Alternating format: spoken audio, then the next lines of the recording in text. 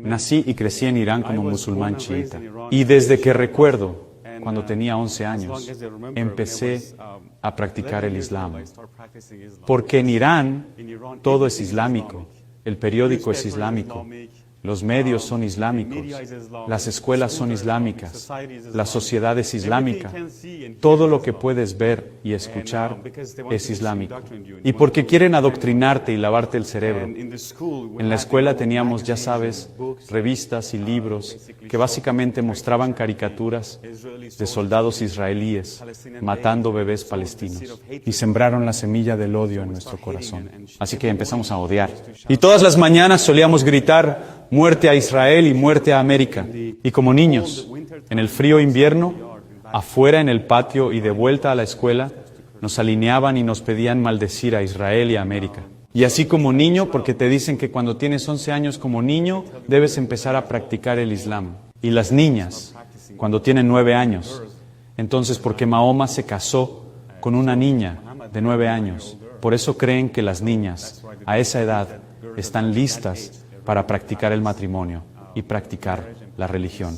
Así que cuando tenía 11 años, empecé a practicar el Islam y a rezar 5 veces al día, ayunando un mes durante el Ramadán. No podíamos comer antes del amanecer hasta el atardecer. Y así fue. Así que para mí, como ser humano, ya sabes, todos tienen un vacío en su corazón, ya sabes.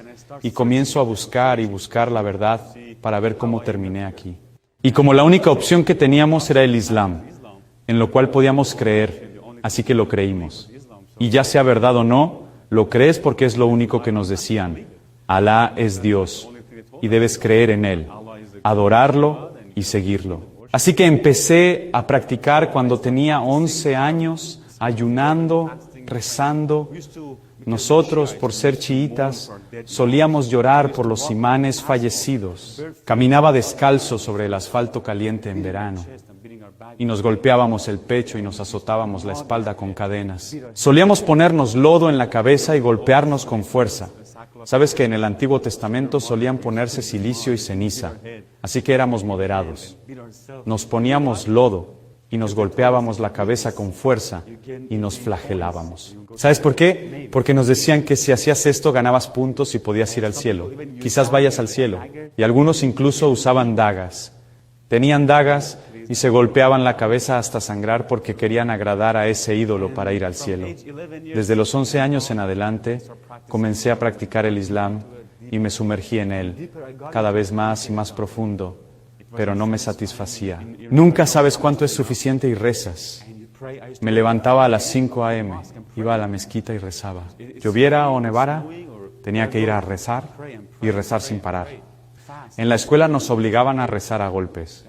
Nos mandaban a rezar en las escuelas. Así que practiqué eso hasta lo más profundo de mi ser porque realmente amaba al Señor, amo a Dios y quería agradarle, conocerle. Pero esa era la oferta. Nos ofrecieron el Islam. Decían, esto es la verdad y debes creerlo. Y nos decían, saben, el cristianismo es una mentira, el judaísmo es una mentira. Solo el Islam y el Corán, eso es la verdad.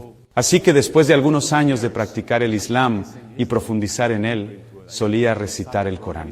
¿Han visto el llamado a la oración? Un buen amigo mío, su madre trabajaba para el gobierno en una determinada empresa. Entonces nos hacían ir y llamar a la oración, pidiendo a través de los altavoces que toda la ciudad viniera a rezar. Y después de años de practicar eso, ocurrieron algunas cosas en mi vida. Perdí a mi padre, perdí mi escuela, mi educación, y mi esperanza se evaporó. Todo lo que tenía se había ido. Y comencé a cuestionar profundamente mi fe. Me decía, ¿es esta realmente la verdad en la que creemos? ¿Es ese realmente el Dios que nos ha creado y en quien creemos? Así que hacía preguntas, pero no había respuesta. Y poco a poco comencé a deprimirme cada vez más, decaído y desesperanzado, porque Dios era mi única esperanza y lo único que tenía. Pero cuando descubrí que Él no era la verdad, que el Islam no era la verdad y tenía dudas, me sentí aún más desesperanzado y deprimido.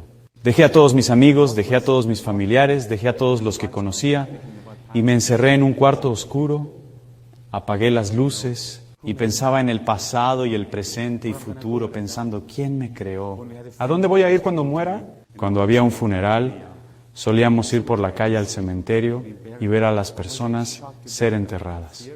Quedé horrorizado de miedo y pensaba, ¿qué me va a pasar cuando muera? Y te digo que te cuentan historias locas sobre lo que te sucede cuando mueres. Le temía a la muerte, crecemos asustados de la muerte. Y durante 2 semanas no pude comer nada porque tenía mucho miedo.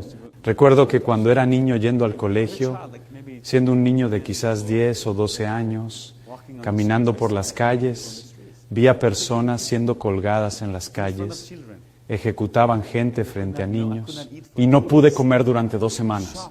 Quedé horrorizado por el asesinato de un ser humano frente a mí. Y luego otro día, ves que tienen a alguien en la cama boca arriba y le están azotando la espalda porque quizás bebió alcohol o algo. Y según el Islam, el castigo es ser azotado. Así que lo llevan a las calles para ser, básicamente, ¿cómo les llaman? Para ser un ejemplo para otros de que si haces lo mismo, eso es lo que te va a pasar. Entonces comienzan a golpear a la gente y a perseguirla y simplemente es una locura. Por ejemplo, hay una policía en Irán, los llaman Guardia Revolucionaria, o Sepah, o Basish. Son un grupo paramilitar. Y cuando llegan a las calles, si te ven con una camisa o una playera, o tienes una imagen en ella o algo así, pueden arrancarte la camisa que llevas puesta. Entonces, ¿valoras la libertad que tienes aquí? Aquí nadie puede decirte, oye, ¿qué camisa tienes? ¿Qué color debes usar? ¿Qué no puedes comer? ¿O qué no puedes beber? Durante el Ramadán, cuando ayunan, si un restaurante está abierto, clausuran todo el restaurante. Arrestan al dueño y lo golpean con látigos, solo porque está haciendo negocios. En Ramadán, si comes algo, si bebes algo y te ven en las calles, te arrestan y te golpean. Así que valora la libertad que tienes aquí. Amén. Aleluya. Hay un McDonald's abierto 24/7. Aleluya. Después de practicar eso con determinación, llegué a la dolorosa conclusión de que esto está vacío. Y día tras día me estaba deprimiendo aún más, viviendo sin esperanza. Apagaba las luces pensando acerca del pasado. Me pregunté a mí mismo, si no hay Dios, entonces, ¿quién hizo esta magnífica creación? ¿Quién hizo las estrellas? ¿Quién hizo el cielo? ¿Quién creó a los humanos? Si no hay un Dios, pero si lo hay, entonces, ¿por qué no nos ayuda? ¿Dónde está entonces? Y yo cuestionaba a Dios. Luego casi perdí toda mi fe en el Islam. Pero estaba aislado. Me estaba enfermando y no podía comer, no podía beber, no podía dormir. Quizás solo 4 o 3 horas de las 24. Y yo estaba completamente quebrado, totalmente sin esperanza, porque siempre me preguntaba cuestiones profundas. ¿Cuál es el propósito de la vida? ¿Por qué deberías vivir 70, 80 años con dificultades, con trabajo y dolor? Vas a la escuela y luego te casas, tienes hijos, trabajas duro, ganas dinero, pagas las cuentas y al final mueres. ¿Cuál es el propósito de esta vida? Y aún así no encontraba respuesta. Entonces empecé a preguntarle a Dios directamente, ¿quién eres? Muéstrate a mí, si eres real, dime la verdad. Y no había respuesta. Y lo único que tenía en esa habitación era un receptor de satélite que podía acceder a una antena parabólica. Sabes, en Irán tener una antena parabólica es ilegal, pero todo el mundo la tiene. Así que no pueden arrestar a 70, 80 millones de personas. Así que si vas a los techos, ves todas estas antenas parabólicas. Porque Irán tiene como 10, 7 u 8 o 10 redes que son locales y el gobierno las controla. Y es pura propaganda, mentiras y todo Islam. Y transmiten el Corán y demás. Es un dolor de cabeza y aburrido. Entonces la gente se conecta al satélite porque allí pueden ver películas y bailar, etc. Así ven todas estas cosas de Hollywood y piensan que en América la gente baila y canta 24/7.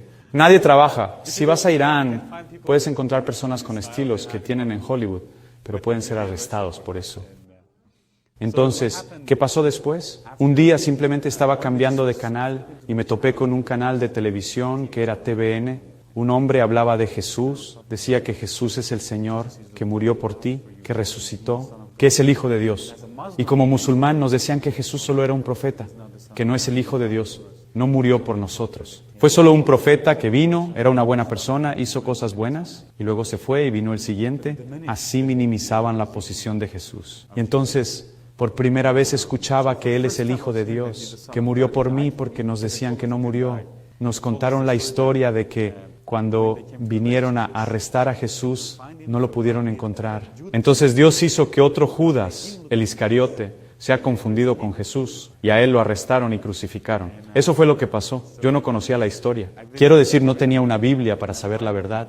Así que lo creímos. Y entonces, por primera vez, escuchaba que Él murió por mí, que resucitó, que es el Señor, que es el Hijo de Dios. Entonces, ¿qué sucedió? Lo rechacé. Dije, no, eso es puro cuento, así que dije, eso es otra religión. Nuevamente apagué la televisión, pero todavía me sentía sin esperanza. Estaba roto y no había esperanza, no había razón para vivir. Entonces comenzaron a llegar pensamientos de suicidio. Podía sentir oscuridad a mi alrededor, podía sentir una densa oscuridad a mi alrededor. Podía sentir algo diciéndome que me matara, y ese odio y esa oscuridad en mi corazón. Y así, me estaba enfermando poco a poco, así que fui al médico. Comencé a perder mi cabello, y cuando fui al médico dijeron, es porque piensas demasiado, estás estresado, por eso estás perdiendo el cabello y estás estresado.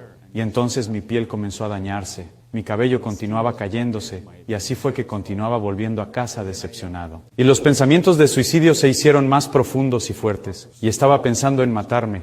Y un día, nuevamente, por desesperación, simplemente estaba viendo este programa de televisión.